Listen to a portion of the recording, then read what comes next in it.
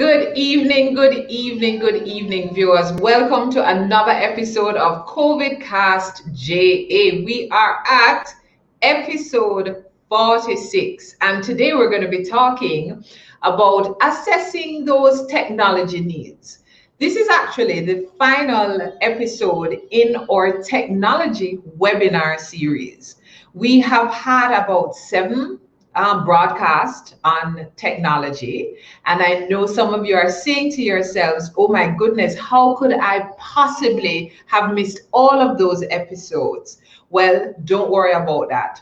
You can visit our Facebook page and you can catch up on those episodes, but better yet, you can go to smallbusinessportal.com and not only catch up on those episodes, but you'll also be able to access our SME memo. Now, this memo is issued weekly, and we go into the details of whatever topic we're talking about. So this is something you can print and walk with. Now, if you want to sign up for our weekly memo, please email us at sme@psoj.org. So what's in the future for COVIDcast after we've gone through all of these technology episodes? Well, you're going to have to join us to know, but let me give you a taste. We are going to be talking about estate planning for small business owners. Very important. We're going to be talking about your wills. What happens if you die without a will? How do you make a living will? We're going to be looking at what are key provisions for your contracts. We are going to be looking at the nitty-gritty, some of those things that you kind of ignore and hope that you'd never have to really deal with them, and hopefully what you're signing is going to work out. We are going to help you so that you can negotiate your deals better. We're going to help you plan not just for your business, but we're going to help you plan for your estate. How do you deal with the shares in your business? All of these little things we have to look at. Sandra Palmer, I see you. Good evening. Wendell, good evening. Happy to have you on board. Now, tonight we're going to be talking about technology needs. If you had joined us for our technology conference, which was held over 2 days, March 5th and 6th, many people have been saying, I want to have an opportunity to look back at those presentations. Please follow us on our Instagram page so that you can get all of the information for when the conference will be available on YouTube for you to go back and watch at your leisure. Please visit us again at smallbusinessportal.com. At smallbusinessportal.com, we have a wealth of information and business tips. We also have the conference booklet. And very importantly, for tonight's episode, the technology needs assessment, the things that will be discussed tonight, but additional information that you will be able to print off and use for yourself, just go to smallbusinessportal.com. What's that, Sandra? Smallbusinessportal.com. Now, tonight we're going to be joined by 2 very special guests because we're talking about that technology needs assessment. Hi, Dorothy Price. So glad to have you on COVIDcast. Now, we are going to actually start with a lady who is no stranger to COVIDcast. She was actually also one of our presenters on this very topic of assessing your technology needs at our conference. And we thought it very important to bring her to our COVIDcast viewers so you would have a better opportunity to ask your questions, for us to have a more interactive session. So Lissandra Rickards is the CEO and founder of Soul Career. She is dedicated to helping executives, entrepreneurs, and high-achieving professionals succeed by connecting them to knowledge, opportunities, and systems that support their growth while staying aligned to their authentic selves. She was previously the CEO of the Richard Branson Center of Entrepreneurship in Jamaica and coached over 220 entrepreneurs, created online programs for over 2,500 entrepreneurs, and built a team of 12 and spearheaded a shift towards a venture capital model. So we are privileged to have Lissandra here. Now, she's an MBA She has an MBA with honors from Harvard Business School and a BA in economics with honors from the University of Chicago. So I could easily say, good evening to the Honorable Lissandra Rickards. Hi, Lissandra. Hi, Rochelle. Thank you so much for having me. And for a wonderful introduction, too. Trudy Wilson, I see you. Francis Renee, I see you guys. Please get those paper and pens out. But in the meantime, go to smallbusinessportal.com and download the technology needs assessment so it's even easier for you to follow along. Now, I'm not even going to pretend, Lissandra, that I know what is a technology needs assessment. What is a technology needs assessment? Yes, so basically, it's a gap analysis, right? Based on the technology that you have in your business right now, compared to where you think your business is going and the kind of technology you need for where your business is going. So I left the Branson Center in 2019, as you mentioned, Rochelle, to become an entrepreneur myself. And one of the key drivers of that decision was because I need to live a location independent life. I wanted to become an entrepreneur, yes, but I want to spend 6 months in Spain and a month in Miami and the rest of the time in Jamaica. That's kind of how I want to organize my life. And so the company that I created is heavily technology enabled because technology equals freedom. And that's kind of what I want to impart to our audience today. The more you automate, the more you embed technology in your business, the more freedom you're going to have to design the life that you want. And not only that, nowadays, it is impossible to have a thriving business that is not technology enabled. In the whole world has moved, especially coming out of the pandemic, has moved in leaps and bounds ahead with artificial intelligence, blockchain. Now we're hearing about NFTs and all this very advanced stuff. So we in Jamaica just now still discussing digitizing. No, we need all to embrace technology and have more freedom as a result of that. So basically, just to answer your question, technology needs assessment is a gap analysis. What are your needs? What do you have right now? And what do you need to really accelerate the growth in your business? Okay. And it's so funny. When I was just gonna ask you, why do you actually need it? But I thought you put it so well.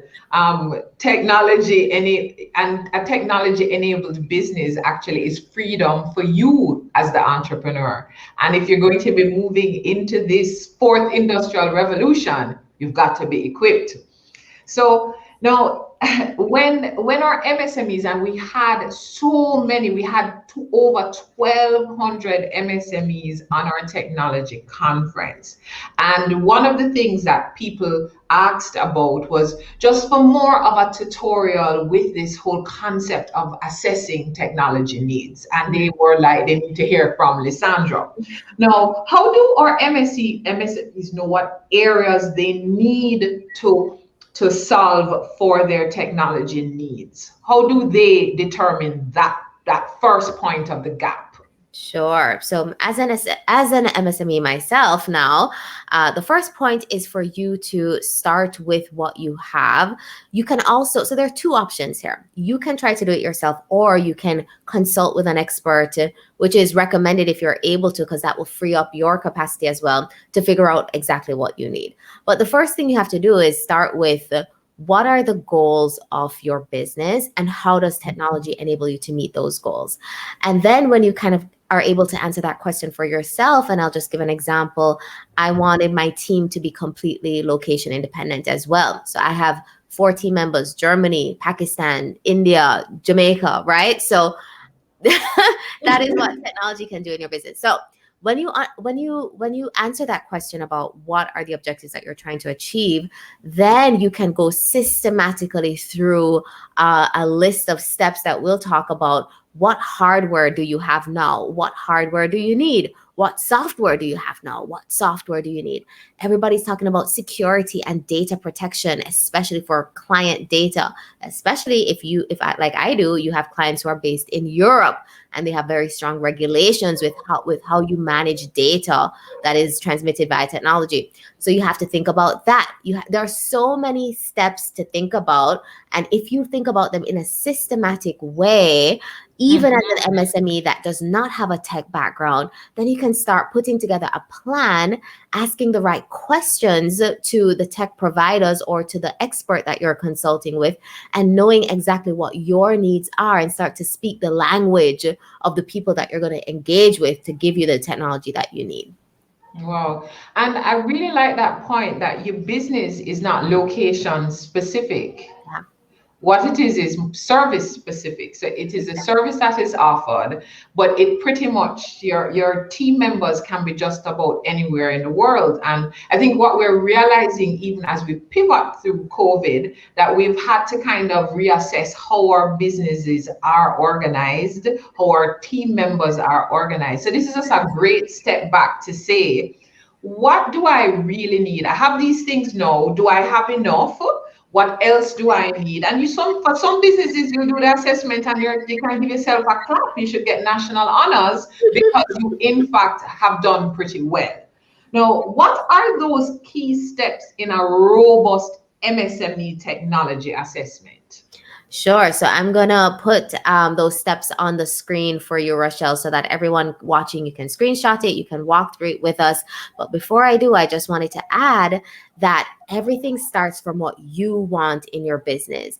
So it's not for you as an entrepreneur to try to load your business with tech that you don't need either, right?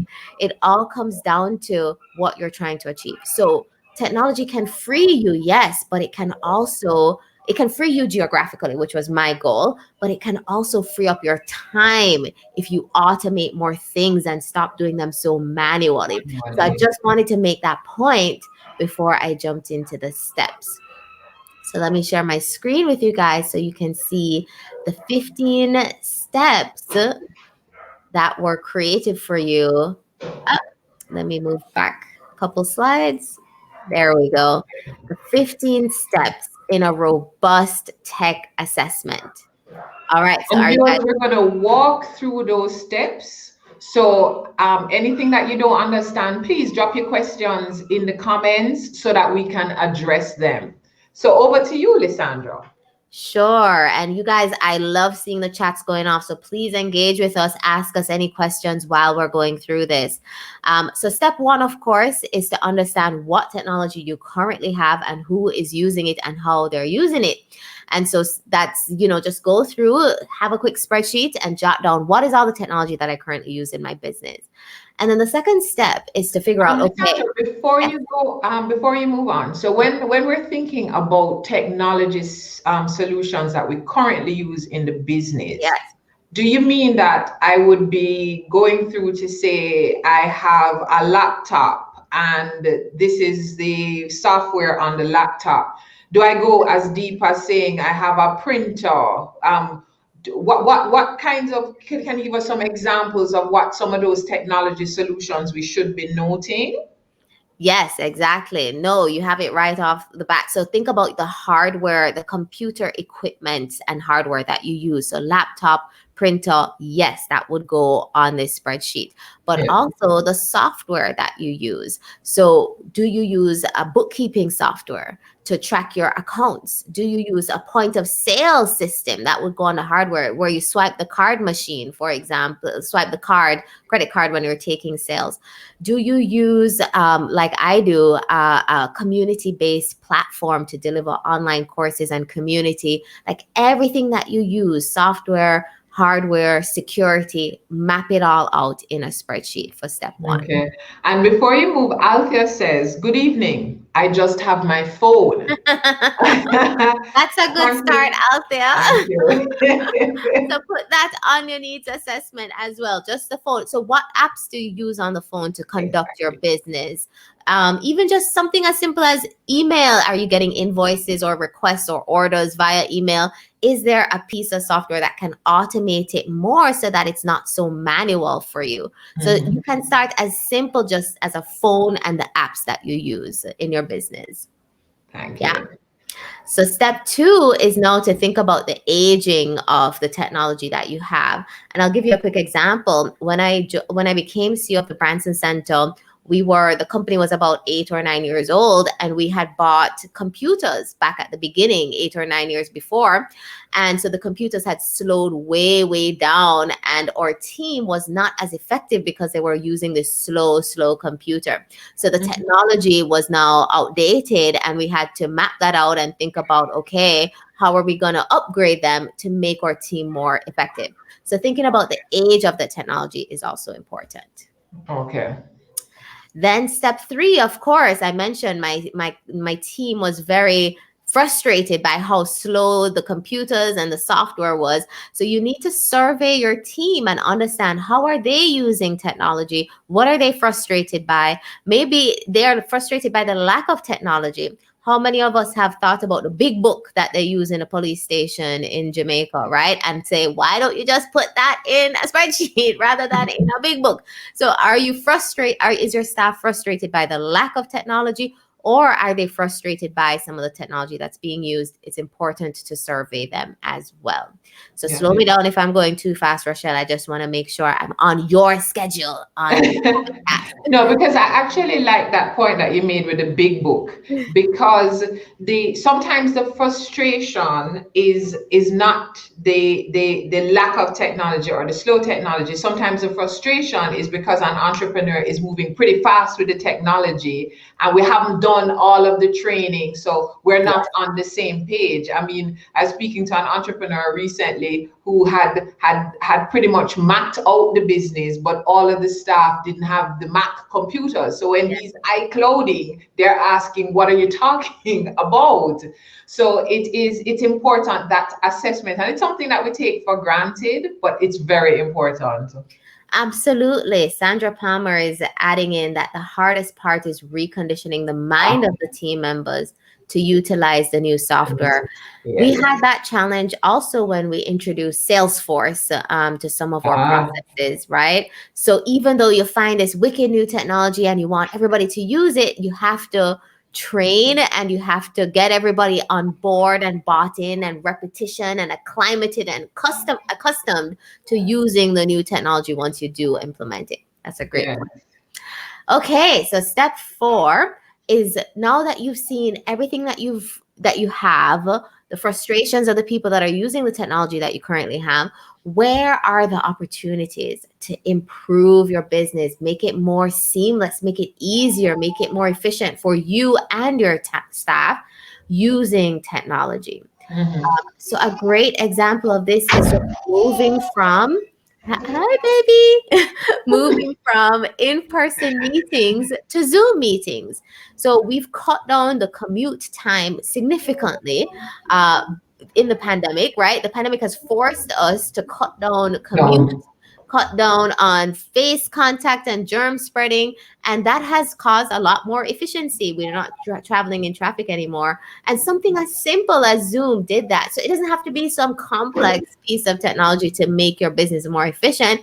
Find the easiest solution for you that you can implement, that your team can use, right? So step 5 is security, and this is not something that we maybe naturally think about as entrepreneurs, but as we saw with, what happened with the data of travelers to Jamaica, security is something that we all have to think about as a matter of priority.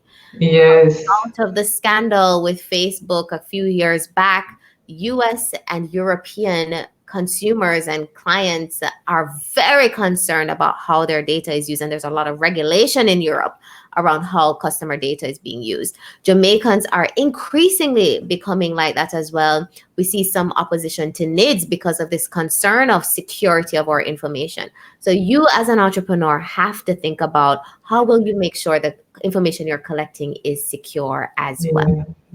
And we also have a data protection legislation that has been passed.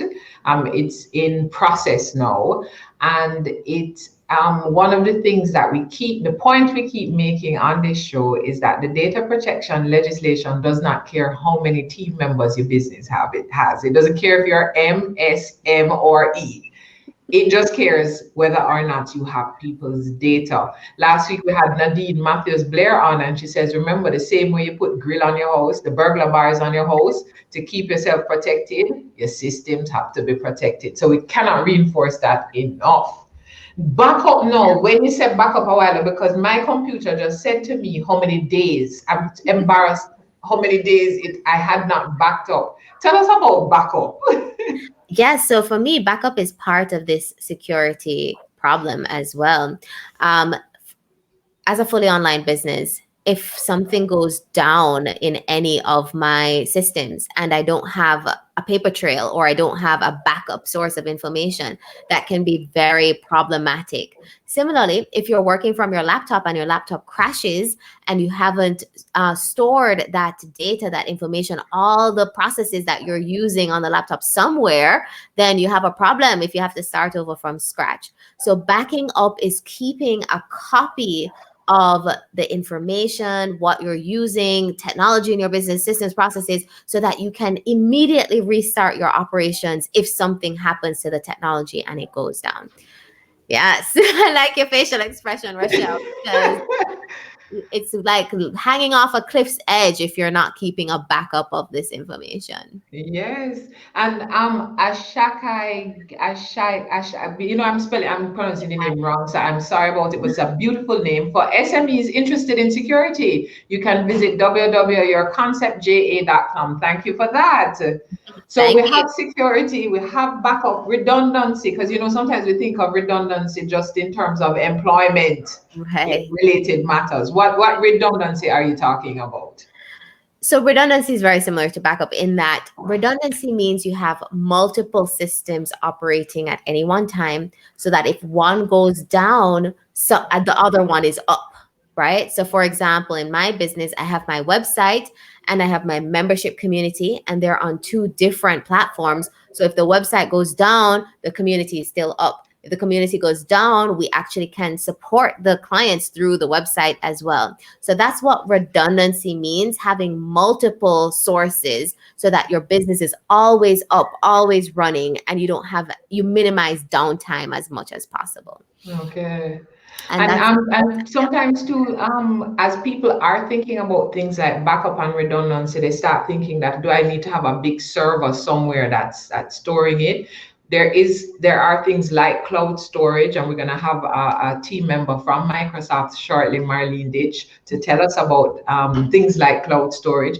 But also, sometimes you just need to buy a big hard drive, yes. One of those big storage with not gigabytes, but like terabytes. And you plug that into your computer and ensure those documents are saved. It has saved many a life. Definitely. And I have to admit and confess that I'm very bad with having the physical hard drive. Like I am a cloud person all the way, because things are automatically stored in the cloud and I don't have to think about it. But if you prefer having that physical hard drive, then absolutely that's actually better, because what if the cloud backup goes down, right? All right. So we saw another comment from Sandra about backing up daily. That's ideal. And again, I have software that automatically backs up my information daily from my website. And so you don't have to think about it. Automation is your friend. The less things you have to think about, the better. Yes. Okay. So Rochelle, we have a comment here from Sandra. Nervous about Sandra, cloud storage and how safe it is. Sandra, me too. Let me tell you that. So I have the hard drive, I have the cloud storage, because I don't know where that place called cloud is, but just in case. But what I will share, Sandra, is recently one of my systems went down, and I just used another computer, and it had just replicated the environment because everything had been saved on the cloud. So I was literally down for about 6 minutes as I changed computers. Andre is saying it, you should have it both on site and in the cloud if possible.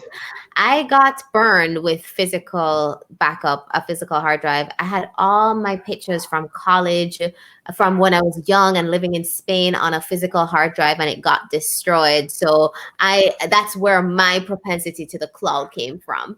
Other people got locked out of their cloud services and can't access their data, and that's a possibility. So they got burned by the cloud and prefer on-site. So if you can do both, that's ideal. And Andre, you're reminded me I need to back up on my physical hard drive ASAP. All right. So internet and network. This is also about having uptime, always being available to your clients with minimal downtime. So how quick is your internet connection? Are you on Zoom and everything is distorted all the time? Are you able to, is your website down because your hosting service is down a lot, or are you always on and ready to serve your clients? Is your network connectivity always on? So that's stuff that you have to think about as well as you incorporate technology into your business. So we're at number 8 of 15. Rochelle, do you want me to blast through the rest, or do you want me to still go at a digestible pace? Yeah, let's keep it as digestible, because this is a good meal that we're having here. I love that analogy. Okay, so then step 9 is monitoring and tracking what's going on. And this is something entrepreneurs have a lot to do. We have a lot that we are monitoring. We have to know what's going on in every part of our business, and technology is no different. But here again, I would recommend getting a consultant or an expert who can help with monitoring systems and, making sure everything is safe and secure. Or getting software that also automatically monitors what's happening, that's operating in the background at all times. Excellent meal. Thank you, Jermaine. And then you want to mention anything on monitoring and tracking, Rochelle? No, I think you covered it, because I'm very interested too, because we've talked a lot about data mining and company reports, which actually flows very nicely from tracking. Yes, exactly. This flows really, really well. Everything is kind of flowing into everything else. But data mining is all this data that you're collecting, how do you analyze it to help you make decisions in your company? So for me, for example, I gave this example during the conference as well. Anyone who books a consultation call with me as their coach does a psychometrics assessment, a simple one, Myers-Briggs, which you did for me today, Rochelle. And from that, I've had about 250 to 300 calls in the past 12 months. And from downloading that data, I can see that most of my clients, 80 to 90% of the people that book calls with me, are an F personality type. Feelings, emotions, right? I don't get a lot of calls with T, the logical thinkers. I get the people who want to connect. So just that one insight in my business, I can now tailor my content and tailor my approach for the vast majority of the people that are attracted to me. So that is one quick example of data mining. Yeah. How do you analyze and make better decisions in your company based on the data that you're collecting through this technology? And there is actually technology that can help you analyze the data you get from the technology. Exactly.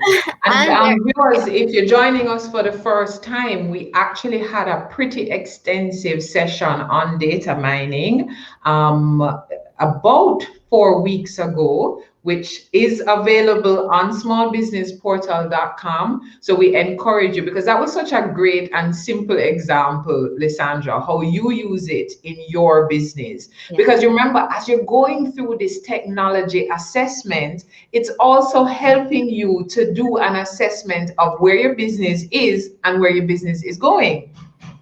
Exactly. So we're at number 11 now.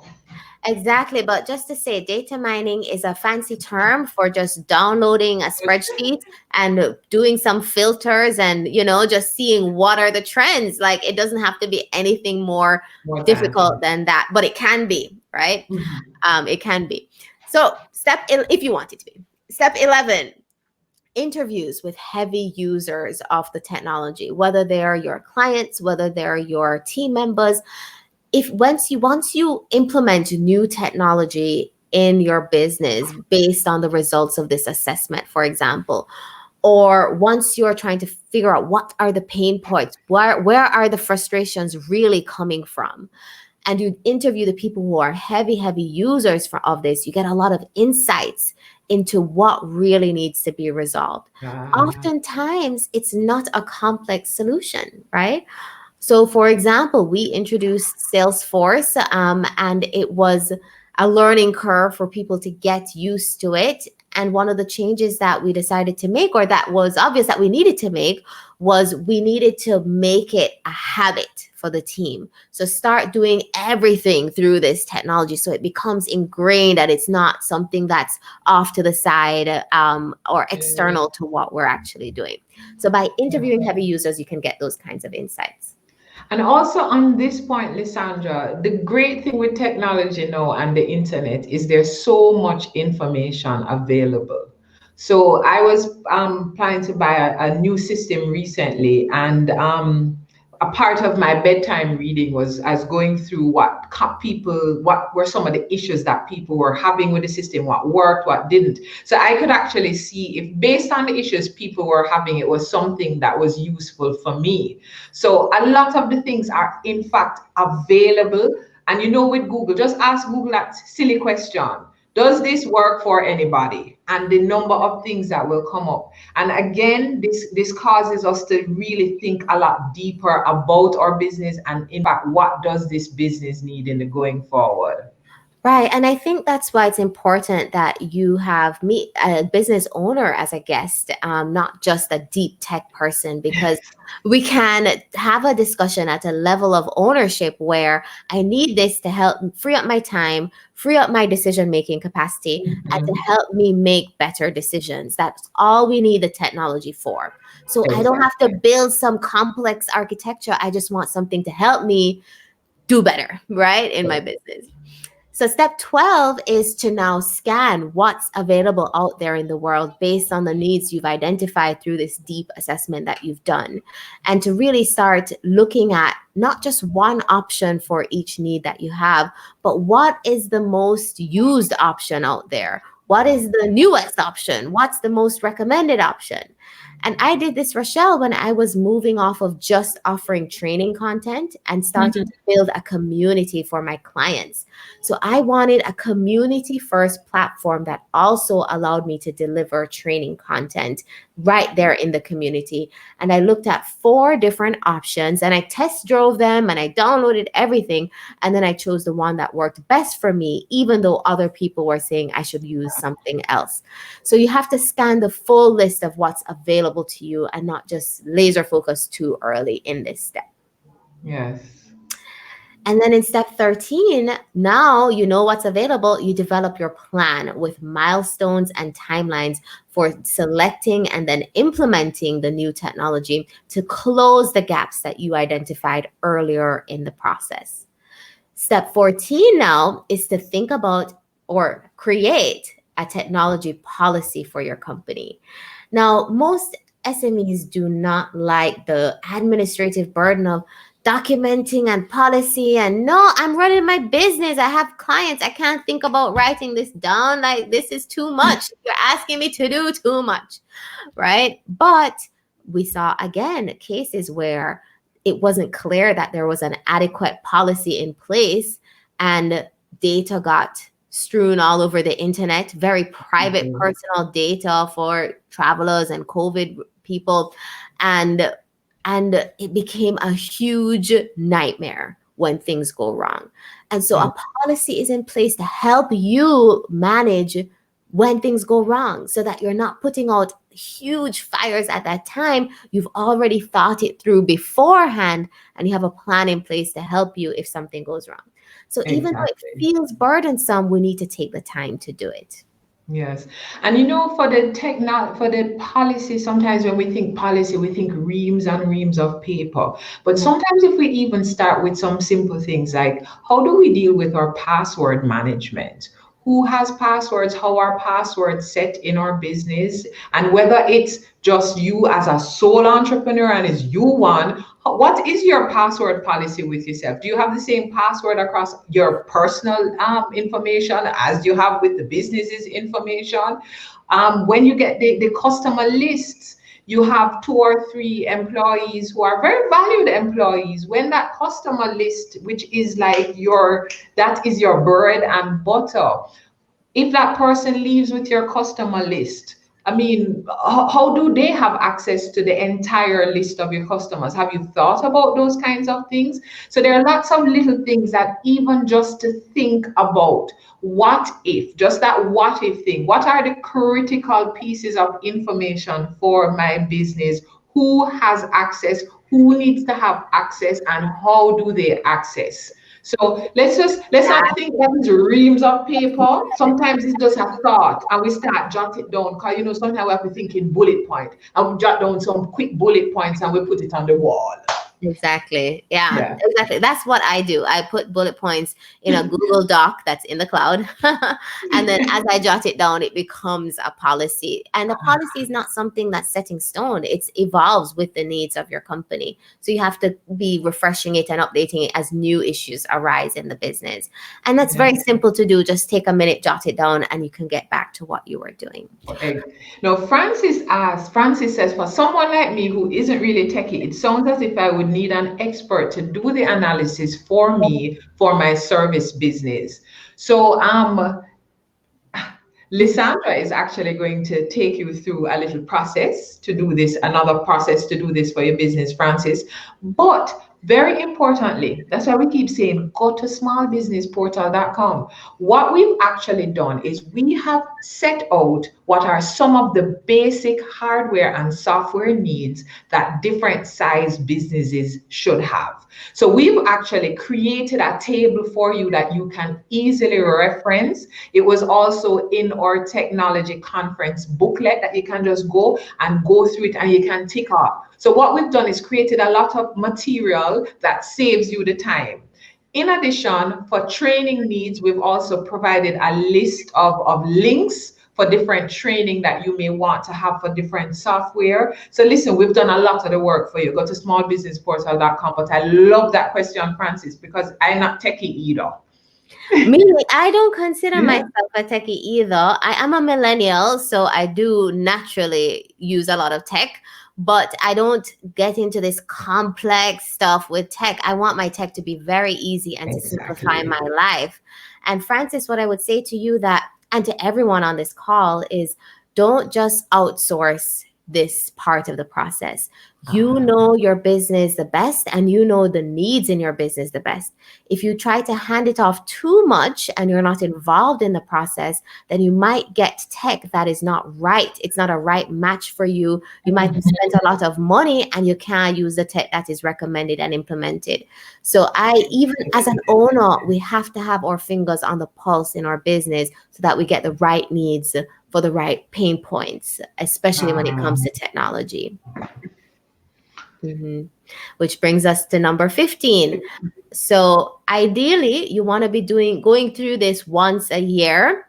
That can be onerous if you're a very small one-man shop or a four-man shop. My company is a four-man shop. So we try to think about doing a big assessment probably every 2 years, but we're constantly jotting things down. So it's not like we're starting from a blank canvas. We have that doc, we're jotting things down, and we're kind of crafting and seeing the needs in real time. And then we can do a big assessment every 2 years is really what works for my business, to see where is technology going and are we keeping abreast with the changes. Okay, excellent. So before you move on, Jermaine actually asked, how large a budget would your company need to hire a consultant, and how would you know if you're overspending? We actually provide some of that information with some ranges for consultancy spend, and also some vendors that are available locally of different categories that you are able to access. So Jermaine, visit smallbusinessportal.com. You'll find a lot of that useful information with a range of spend. So thanks for that question. Now, Lissandra, the plan for the technology journey. Help us with that plan now. Yeah, so I'm going to present this same information in a different way to help you just Very easy. Fill in these cells, fill in the boxes, and that's how you create your own tech assessment without having to spend a huge budget on a consultant. In fact, even if you're going to hire a consultant, you should try to do this yourself first so that you know what questions to ask and what issues to raise with the consultant, and they're not operating in a dark kind of space of not knowing where the issues are. Yes. So on the left column, we're going to go through your hardware, your software, your security, your backup, everything we went through in the 15 steps. Redundancy. Do you have any redundancy? Yes or no?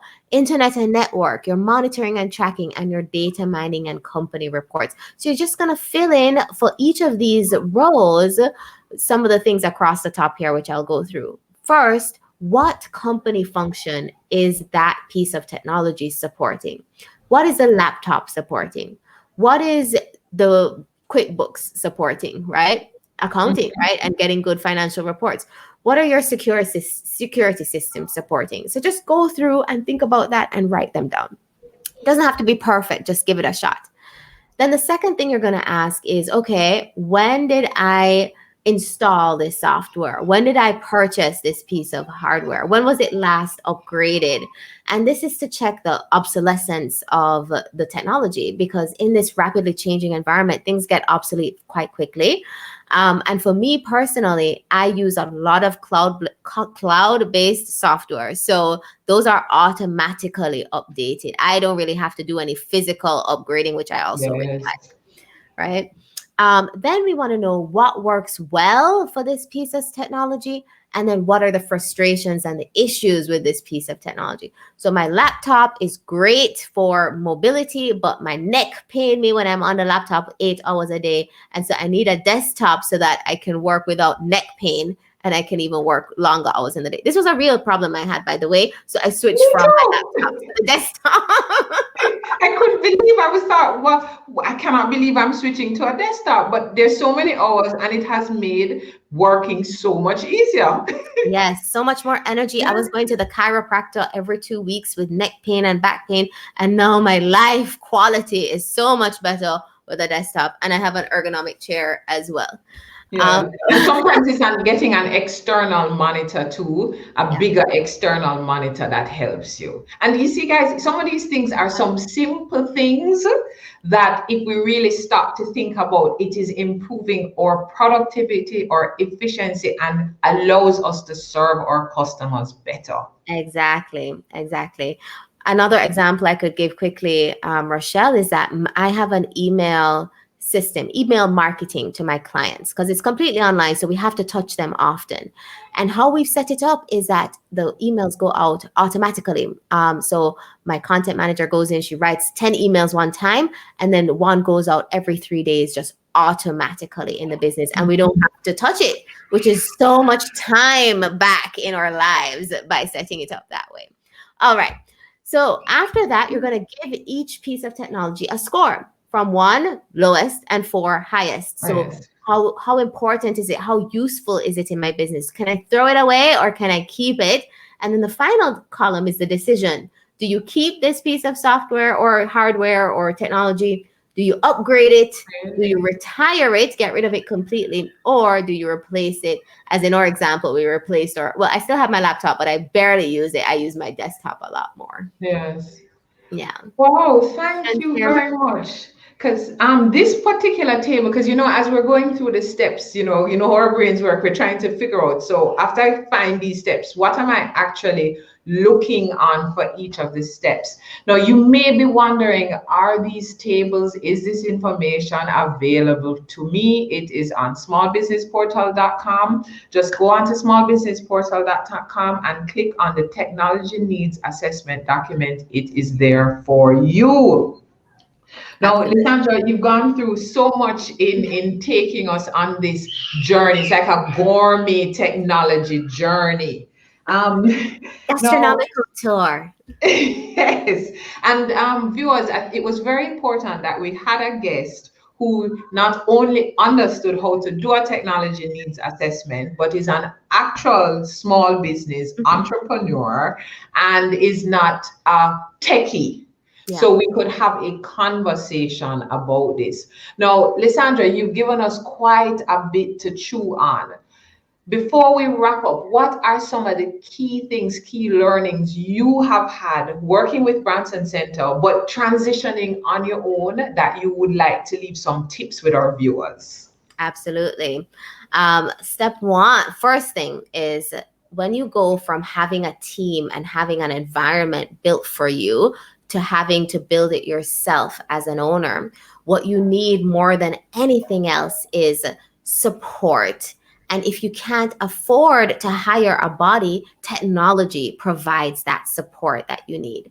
So for me, I wanted to automate as much as possible because it goes back to the vision that I have for my life. I'm still planning to spend 6 months in Spain at some point in the near future. I still want to go visit my brother in San Francisco and my mother in Florida, and I still have a strong connection to my home here. So for that life that I want to lead, I need to free up my time and my location as much as possible. So, and I need the support to be able to do that. And I really depend on technology to provide me that support as a first step.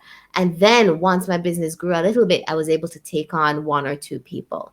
Right. Yes. So that's the key thing. Technology is not some complex mash up my head. It's moving too fast. My brain can't manage. It's not about that. Technology is to free you to live the life that you want to live. That's the most important thing. Thank you for that. Can you imagine that we're moving from I'm not techie, technology is for those other people, those IT people with their acronyms, to technology is actually, it's a provider of freedom. Can you imagine? Yeah. Sandra says, thank you, Lissandra. Very real and down to earth for the layman. Good stuff available at our fingertips. I could not put it better.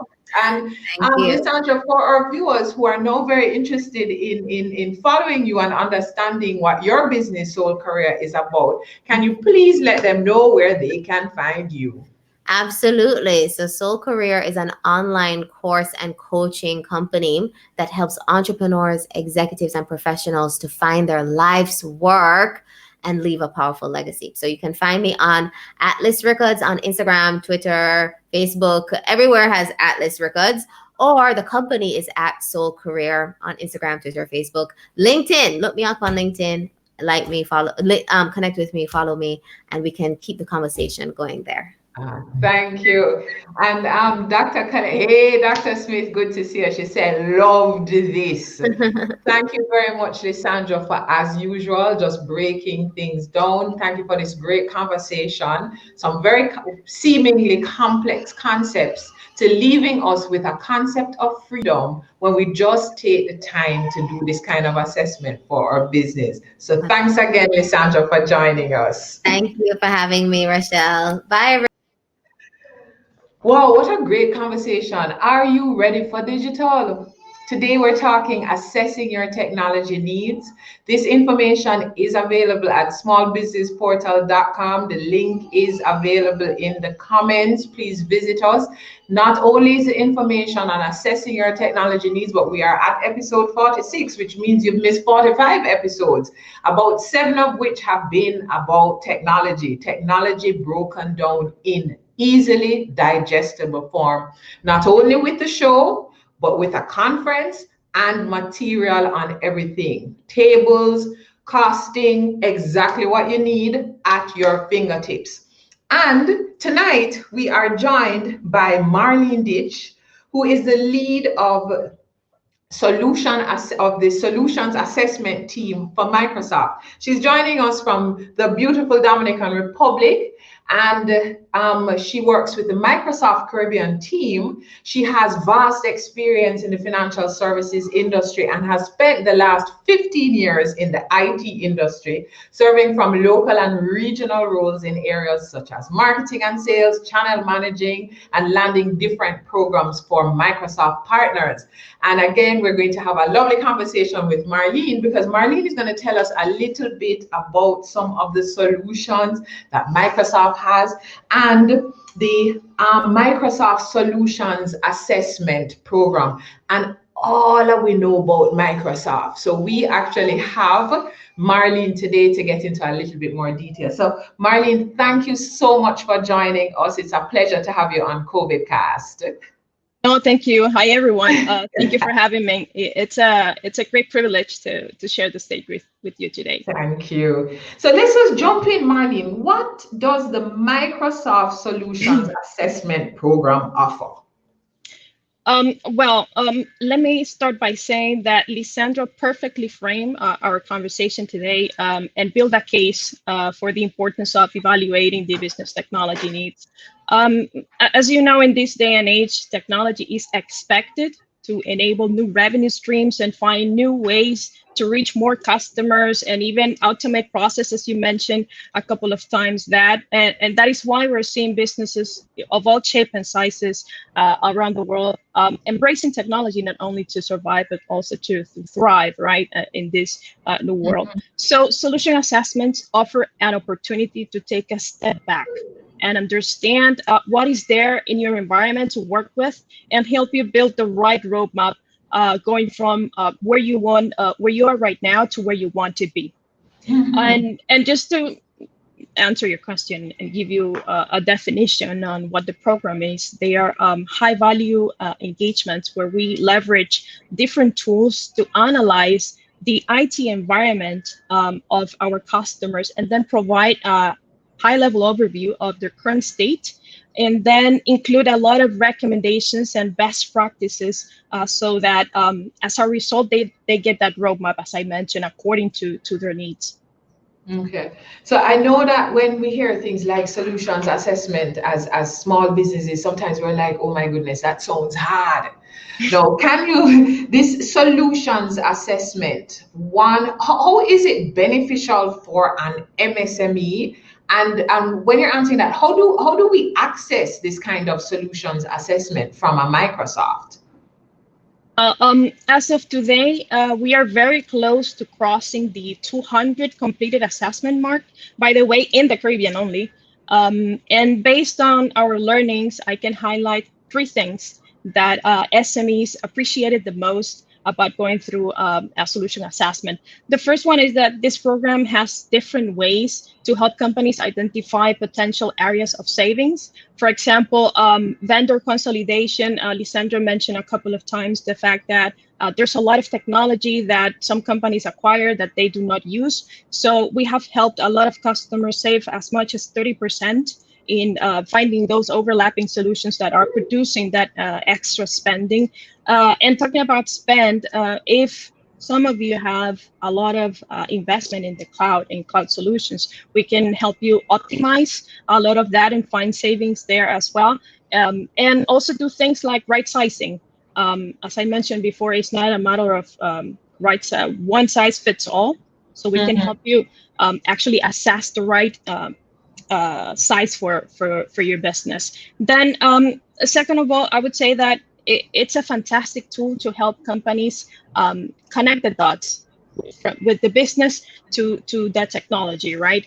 For example, if customers do not know where to start on their cloud adoption journey and understand if this is something that fits their business, or if they have concerns about transitioning from legacy applications, very old applications, to the cloud and how much that's going to cost, or the hottest of topics we discuss or we mentioned security, then understand if you have the right architecture, if you have the right controls in place. That's something that we can definitely help with, and just to name a few of the things. But I guess, and I left intentionally the best for last, is the fact that these assessments are cost-free.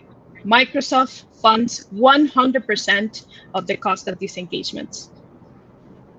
Okay, you got me at 3. So where we sign up for this? How we get this done?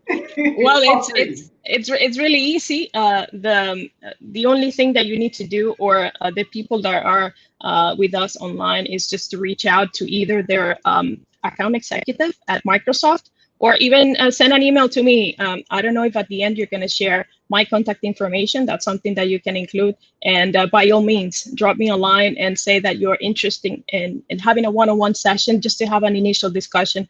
And I can definitely help with that. That's the only thing necessary. Yeah. Wow, so we have the solutions assessment team lead, Marlene Dietsch from Microsoft Caribbean. She's just told us that this solutions assessment, that I know a lot of us were getting nervous and saying, I can't afford it, that it is for the bargain price of free. And Marlene has also indicated that we can reach out to Microsoft account executives right here in Jamaica, or we can reach out to her directly. So I'm going to ask my producers to put Marlene's email information in the comments so that our viewers can reach out to you. Guys, do you see the things that are available? Now, what is the outlook and what are the steps of the solutions assessment? That if we were to reach out to you and a solutions assessment is going to be done, can you give us a flavor of what happens in that solutions assessment? Sure. Well, as you mentioned, people are often surprised that this is available, but this program is relatively new. It has just been in the market for like 2 years. But they were designed with customer success in mind. So we start with having that one-on-one session just to understand where the customer's main concern are, what their priorities are, and maybe understand major blockers that they are having right now, where they're struggling with their business. And based on that, we determine which type of assessment would fit best.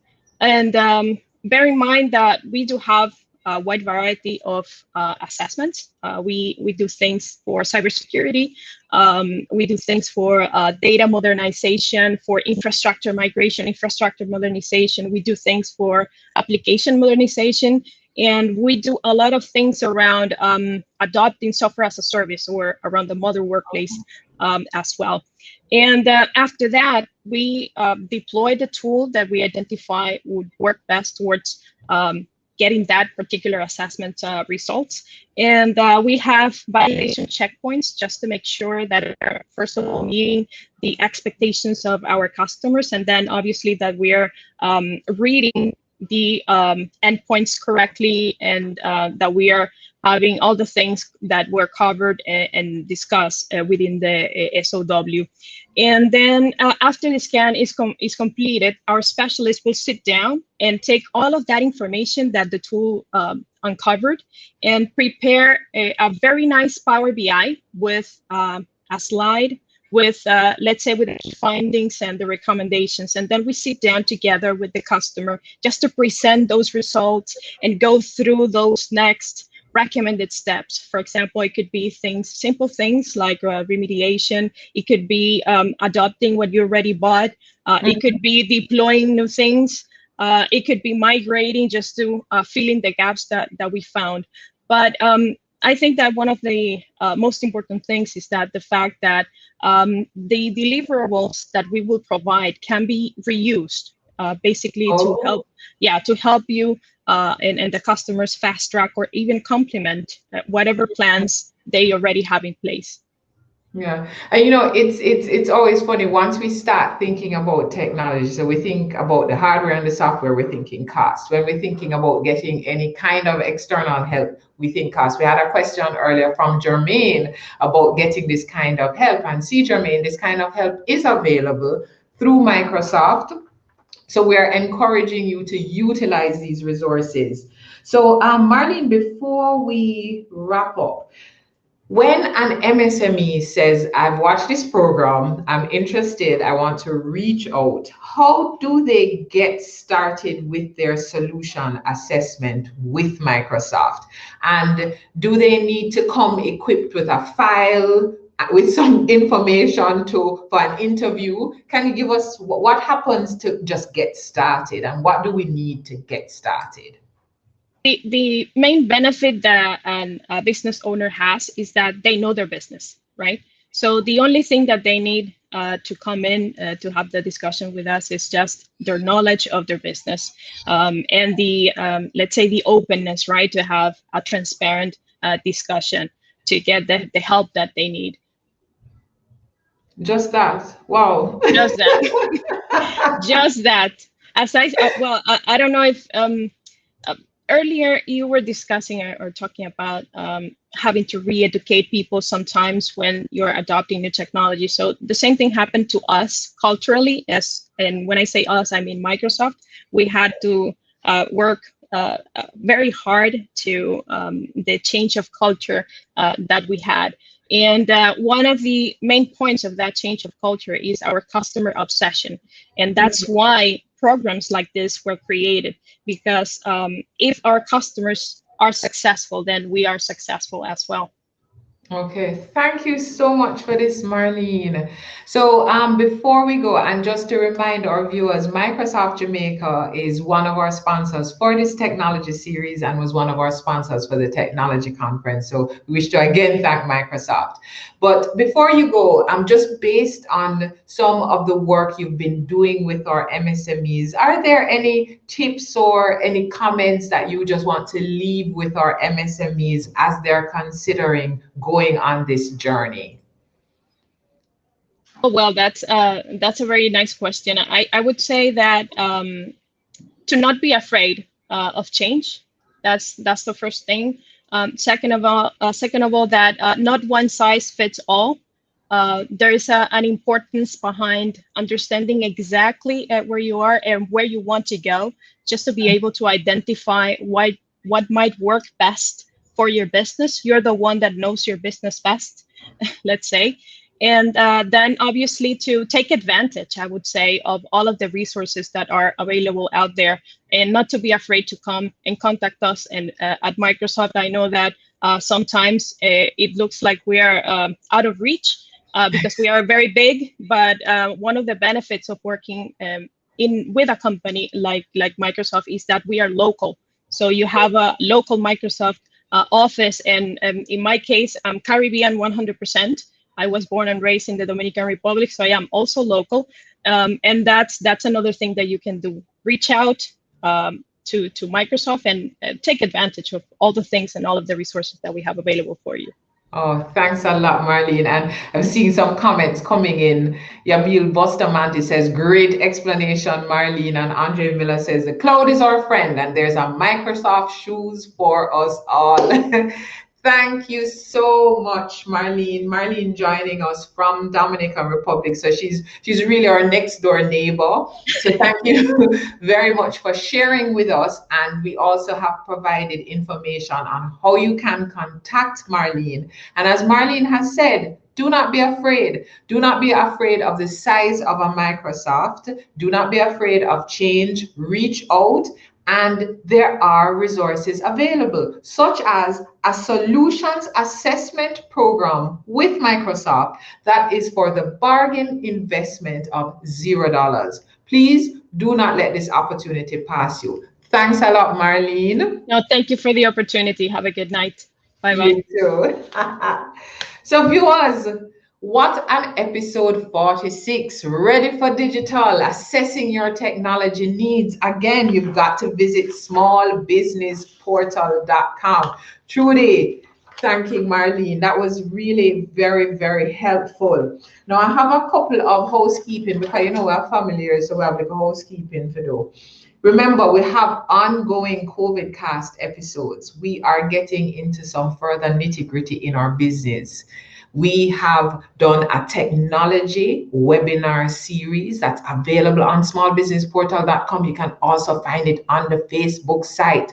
Do not waste time thinking, wondering what you need to do. We have provided all the information. We also have on smallbusinessportal.com the documents, but we put it in easily readable form. No whole heap of word, just easy for you to find. The tables, what you need, you can tick them off. The technology assessment needs that Lissandra went through, all on smallbusinessportal.com. Please, when you go on and visit, we'd love your feedback. Any additional things that you want to see that will help your business.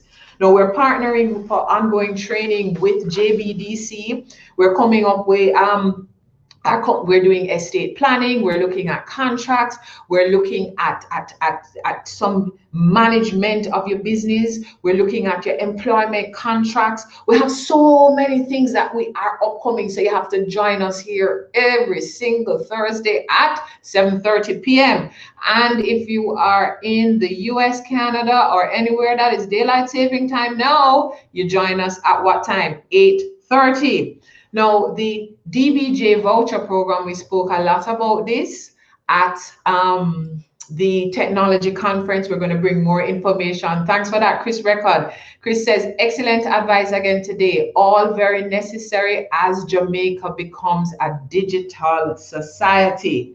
Now, with the DBJ, when the DBJ launches its voucher program, we'll have special initiatives with technology providers who have been authorized to receive the DBJ grant funding. We'll also have a special program on COVIDCast where we will walk you through applying for the vouchers and going through those forms, because we are on a journey together, because Jamaica or MSMEs are going to be digitized in this year 2021. We are a part of a global community and we will be leaders in that global community. So you are ready for digital. Do not be afraid, as Lissandra says, when you are able to assess your technology needs and put the right things in place, you create freedom for yourself, to grow your business, to have more time for yourself, to make some more money, to have cost savings, to keep your people engaged. It is time to go digital. All of these episodes are available on smallbusinessportal.com. Please email us at sme@psoj.org so that you are at the tip of all information, and every week you will receive our memo. So we're going to be back again next week, Thursday, at what time? 7:30 p.m.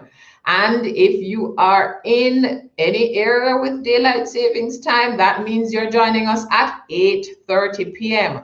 But we also encourage you to go back, watch the episodes. As Jamaicans say, this thing need a crowd, because we're doing this together. We are collaborating together. Thank you, Sandra. The PSOJ team is here for you, and we have much more to share. So join us for another episode next week of COVIDCastJA. Uno walk good, sanitize, wear your mask. COVID still a keep. Let's stay safe. See you next week. So you have a great idea to start a business, but you don't know where to start. We completely understand.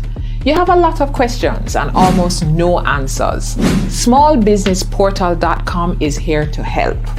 At smallbusinessportal.com, you gain access to information on loans, grants, and investment opportunities from verified financial institutions. Guess what you also get? Useful business tips, access to training.